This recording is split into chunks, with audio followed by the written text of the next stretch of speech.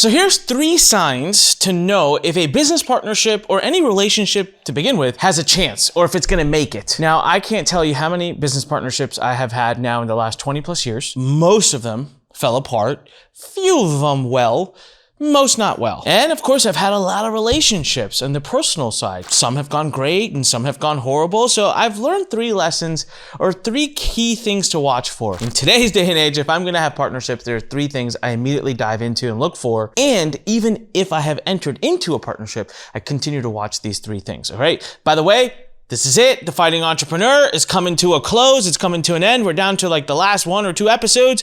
And starting January 1st, 2023, it is now the Anik Singal show. Nothing really changes. You're still here. You're still watching. You're going to see an evolution in the types of topics we cover, in the style of the interviews. And maybe that's just me getting old, but I think we're going to have a lot of fun. And I hope that these episodes will start to really, really speak volumes to you and help impact your life. Okay? But until then, you got me right now. Let's get into the 3. All right. And by the way, hit subscribe, hit like, leave a comment, yada, yada, blah, blah, blah. Okay, cool. So number 1, values. Hold tight. I'm gonna give you some really cool stuff too. And you're thinking, oh my God, no, not values. It's that old hootie patootie value stuff. No, it's very practical. So I was in a partnership once with someone who really valued their free time. I was much younger. I kind of value my free time now, but still not as much as this person valued it. Let's just say that meant they didn't do much. And I value ambition. Everything I do, I like to chase. I like to build. I don't really hustle like I used to. I do it smarter now. At my place in my life now, right? Money isn't something I'm desperately like building for. So it's like, oh, good income, blah, blah, blah. No, if I'm going to do something, I want to do it because it's going to create mass impact. It's going to do something big. So if a partner's coming in with me and they're not really ambitious to scale whatever we're doing, it's going to be a problem. Okay. Now, another value for me is I like to do good stuff. I like to do good. I am very people focused. I want people to be served, people to be happy. I want people's lives to be impacted. Now, nobody ever comes out and says, I don't care about that. That's not my value. Yeah, but is it one of their top things that they focus on? Because I have definitely, even in as much as the last couple of years, partnered even on a promotion with people that are like, money, gotta make the money. And they're like, yeah, but I want to do good by people. And they're like, yeah, that too. For me, nonprofit give back is a big part of it. I've had partners that don't care about that at all. And it doesn't like end the partnership, but you just don't like that person as much. So values from how you approach business, what's important to you, what are the things that you care about in life. I'll give you an example now. I'm a dad and I value my time very differently. Weekends, evenings, I don't really do them. Lots of travel, not really into it. So if I was about to partner with someone, you know, that's the first thing I like to tell them. Hey, man, I'm working on multiple things and really I'm in a season of being a dad right now. And so I don't do weekends and I value my family time right now. And I just have to make sure that they're okay with that. So that if they want me to burn a lot of midnight oil on the weekends, I will not be doing it. Values are highly important. I see this all the time. I'll see 2 partners that value very different things all the time. And I can look at that and just be like, whether it be tomorrow, next month, next year, 5 years from now, that partnership will not end well. That's always the case, okay? Number 2, the constant rebuttal. The constant or.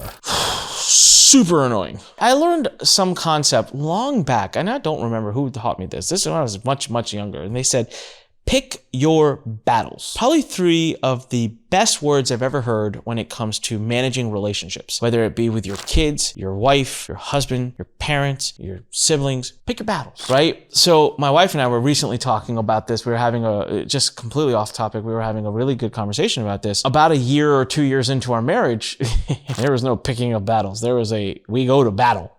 Right? And then you're in the marriage, and I think in time, you just start to be like, you give in, but then you find out like, whoa, this isn't so bad. There are certain things that are very important to my wife, and I'm just like, all right. Certain things maybe I do or don't do. And it's just like, I'm not gonna pick this battle because it's not a big deal for me, but it's a big deal for her. And then reverse, there are certain things where I'm like, hey, it's a big deal for me.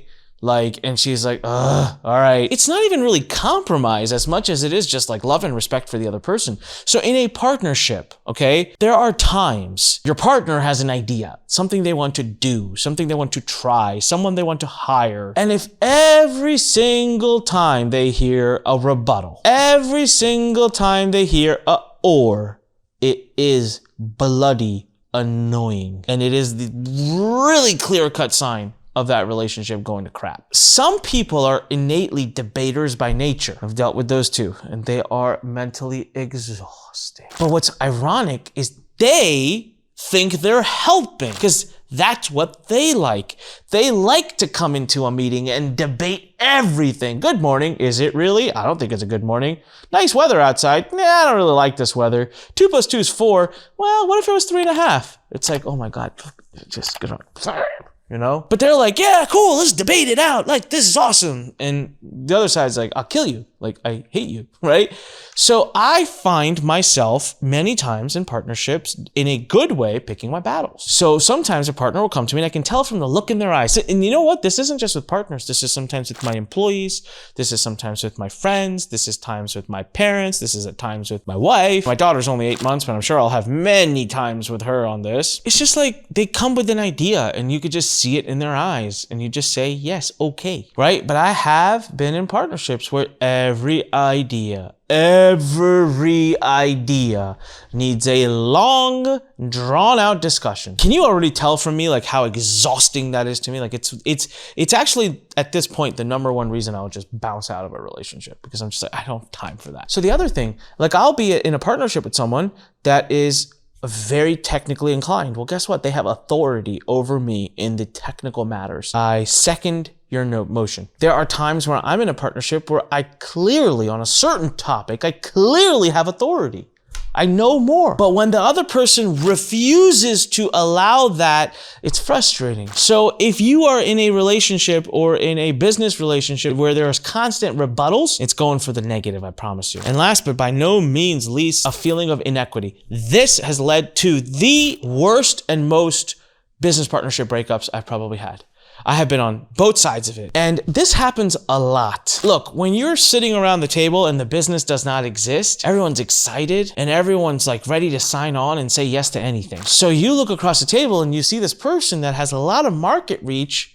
In many cases, many times that's been me. And you're like, man, I really wish Anik would just promote this, push this. Gosh, this business would take off. And they'll come to me and say, Anik. And I'll say, all right, I want X% equity. And I'll help get this off the ground. I'll connect you to everyone who you need to connect to. I'll get you your employees. I'll get you your first 1,000 customers. I'll help get you your partners. I'll set you all up in the industry. And then once you're running, hey, I get to coast and I get my equity for having set it up. I've stopped doing deals like that now. You know why? Because it innately has always led to freaking resentment and nonsense 3 to 5 years later, because 3 to 5 years later, when the company is doing really well and the person who I had supported is now CEOing the ship, but now I am in the background because I did my part, the company is up and running, that person turns around and looks at me and says, you don't do nothing. Why do you get X% of the company? Why am I doing a split with you? And it is just, when I do a partnership or take equity in a company now, if it looks like a situation in which I will be heavy up front and not, I am now creating a document, a piece of paper that outlines all of that, that says, you understand that in 3 years, I will be a silent investor. You will not question my role or equity. And honestly, I'm getting so clear about it, because I do not want to deal with that nonsense anymore.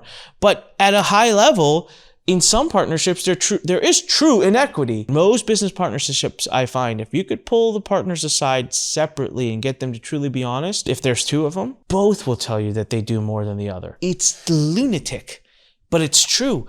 And once that feeling of inequity starts to settle in and go deeper and deeper and deeper, it gets worse and worse and worse. Eventually, some of these following things happen. 1, you have a big blowout fight and you break up and the business ends. 2, one of the 2 will do like a hostile type takeover and get the other one kicked out somehow. Or 3 ends in lawsuits. I mean, gosh, I've seen those too. So I would say of all the 3, right? Values, the consistent rebuttal, and a feeling of inequity. I actually think the feeling of inequity is the one that leads to the most drastically bad outcomes, because that just seems like, it's not fair. It's not fair. You are using me. You are using me. That, oh, whew, there's such a can of emotions wrapped up in that, right? So there you go. If any of these 3 signs are creeping up in your business partnerships or even your personal relationships, be wary, be clear, get out in front of it, talk to the person, get ahead of it, all right? And you can resolve it. If you resolve it early, you can rectify it and have a great partnership. If you let it brew, it will be unresolvable, and the only way to resolve it will be to dissolve the partnership eventually, one way or the other. All right, so there you go. This is my life lessons for the 3 clear-cut signs of a business partnership falling apart in the future or not. This is Anik Singal. The Anik Singal Show is coming soon. AnikPodcast.com to binge listen to all of our episodes. Hit the subscribe button. Tell everybody, including your grandma, about this awesome podcast. Love you guys. Remember, when life pushes you, stand straight, smile, and push it the heck back. See you on the next one. Bye. Thanks for listening to The Fighting Entrepreneur with your host, Anik Singal.